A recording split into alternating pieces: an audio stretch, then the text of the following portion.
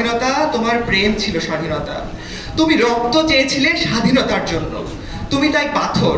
যারা স্বাধীনতার আড়ালে চেয়েছিল গদি, চেয়েছিল সিংহাসন, ইংরেজদের ছেড়ে যাওয়া লুটের রাজ্যপাট, তারা রইল সুখে। ভারতবর্ষের টাকায় তাদের সুখ, তোমার নয়। ভারতবর্ষের অফিসে আদালতে তাদের ছবি, তোমার নয়।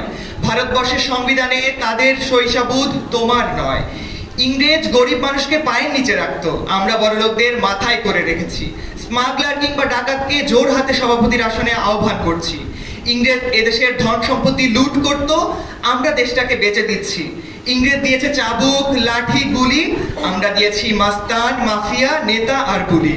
ইংরেজ দিয়েছে কালাপানি, সেলুলার জেল, আমরা দিয়েছি টিভিতে সুপারহিট মোকাবেলা আর আইনসভায় আইরাম গয়রামের খেল। 56 বছর আগের এক মধ্যরাতে পরাধীন এই দেশ ছেড়ে তুমি চলে গিয়েছিলে স্বাধীন এক দেশে ফিরে আসার স্বপ্ন নিয়ে।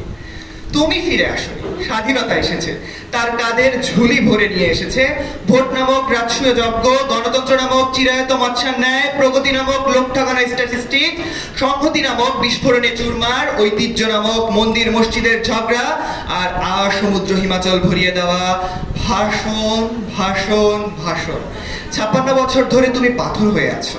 56 বছর ধরে ভারতবর্ষ অধীর অপেক্ষায় কান পেতে আছে, ইথার তরঙ্গে কবে হঠাৎ শোনা যাবে স্বাধীনতার নিজস্ব কণ্ঠস্বর। আমি সুভাষ বলছি।